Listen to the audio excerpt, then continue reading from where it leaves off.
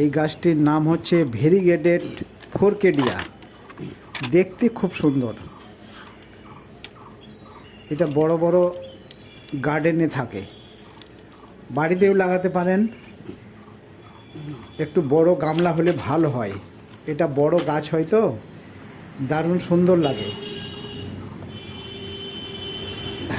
এটা রিপোর্টিং করলাম, বড় হয়ে গেছিল, ওর রুটগুলো বেরিয়ে যাচ্ছিল, ওই জন্য রিপোর্ট করলাম।